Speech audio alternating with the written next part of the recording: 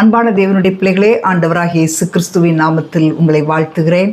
யாத்ராகமம் 34:2 விடியற் காலத்தில் ஆயத்தமாகி சீனாய் மலையில் ஏறி அங்கே மலையின் உச்சியில் காலமே என் சமூகத்தில் வந்து நில். அப்படி சொல்லும்போது ஆண்டவர் சில கண்டிஷன்ஸ்லாம் போடுறாரு. உன் கூட யாரும் வரக்கூடாது, ஆடு மாடு மேயக்கூடாது. அப்போது ஆண்டவர் மோசையை சீனாய் மலையின் மேல் ஏறி வர சொல்லும்போது அவன் மலையின் மேல் ஏறினான். அப்போது அடுத்து ஒரு வசனத்தை நாம் வாசிக்கிறோம். மோசே சீனாய் மலையின் மேல் ஏறினான். அடுத்து ஆண்டவர் ஒரு வசனத்தை வைக்கிறார். கர்த்தர் ஒரு மேகத்தில் இறங்கினார்.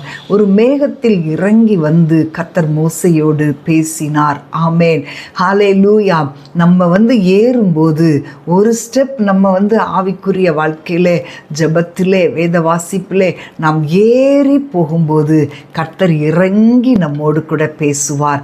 இப்போ இந்த மோசையோடு கர்த்தர் பேசும்போது அவன் இறங்கி வரும்போது தன்னுடைய முகம் பிரகாசித்திருப்பதை அவன் அறியாதிருந்தான் என்று நாம் வாசிக்கிறோம்.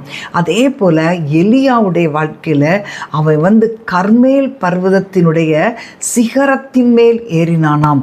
அந்த ஏறி ஆண்டவருடைய பாதத்திலே முழங்கால் படியிட்டு அவன் ஜெபிக்க 1 ராஜாக்கள் 19:45 பெருமழை உண்டாயிற்று என்று பார்க்கிறோம். ஆமேன். கர்த்தர் நாம் ஏறும்போது, நாம் ஆண்டவருடைய சமூகத்திலே காணப்படும்படி ஏறி போகும்போது கர்த்தர் இறங்கி வந்து நம்மோடு கூட பேசுவார். நாம் ஏறி ஆண்டவருடைய சமூகத்தில் வைராக்கியமாய் ஜெபிக்கும்போது கர்த்தர் நம்முடைய வாழ்க்கையிலே ஒரு பெருமழையின் ஆசீர்வாதத்தை கட்டளையிடுவார். ஹல்லேலூயா. இன்றைக்கு அன்பான தேவனுடைய பிள்ளைகளே, உங்களுடைய வாழ்க்கையிலே, உங்களுடைய ஆவிக்குரிய வாழ்க்கை எப்படி இருக்கிறது கொஞ்சம் யோசித்து பார்ப்பீங்களா? நம்ம நிறைய நேரம் என்ன பண்ணுறோம், ஜெபம் பண்ணும்போது நமக்கு ஃபோன் கையில் இருக்குது, ஃபோனில் மெசேஜ் வரும், உடனே என்ன செய்வோம், ஜெபத்தை விட்டுட்டு அதை பார்க்குறீங்க. நிறைய பேருடைய வாழ்க்கையில் ஒரு ஃபோன் வந்துச்சுன்னா ஜெபத்தை விட ஃபோன் தான் முக்கியமாக இருக்குது. இதுதான் இந்த ஆடு மாடு மேய்கிறதை குறித்து ஆண்டவர் சொல்லுகிறார். அன்பான தேவனுடைய பிள்ளைகளே, இன்றைக்கு உங்களுடைய வாழ்க்கையில் ஒரு தீர்மானம் எடுங்க. ஆண்டவரே, நான் ஜெபிக்கிறதற்கு வைராக்கியமாய் உங்களுடைய சமூகத்தில் ஏறி வருவேன். நான் ஜெபிக்கும்போது என்னுடைய காரியங்கள், என்னுடைய உலகத்தின் காரியங்கள், என்னுடைய மனதில் என்னுடைய குடும்பத்தை குறித்து இருக்கிற காரியங்கள் எல்லாவற்றையும் அப்புறப்படுத்தி விட்டு நானும் நீங்களும் இந்த ஒரு தனிமையான ஒரு இடத்துக்கு நான் வருவேன்னு சொல்லி இன்றைக்கு உங்களை ஒப்பு கொடுப்பீங்களா?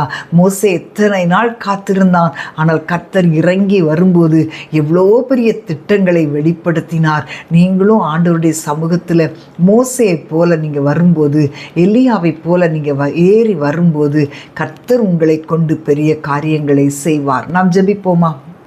அன்பின் ஆண்டவரே, ஸ்தோத்தரிக்கிறோம் அப்பா. தகப்பனே, முக்கு ஸ்தோத்திரம். மோசேயை போல ஆண்டவரே, அவன் சீனாய் மலையில் ஏறும்போது நீர் மேகத்தில் இறங்கி வந்தீர்.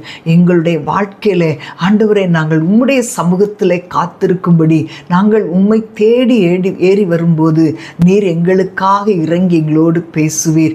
நாங்கள் உம்முடைய சமூகத்தில் வைராக்கியத்தோடு ஏறி வரும்போது எலியாவை போல கர்மேல் பர்வதத்தில் ஏறி ஆண்டவரே உம்முடைய சமூகத்திலே நாங்கள் முழங்காலிட்டு ஜெபிக்கும்போது ஒரு பெருமழையின் ஆசீர்வாதத்தை எங்களுக்கு நீர் அருளி செய்கிறவராக இருக்கிறபடியால் உம்மை துதிக்கிறோம்.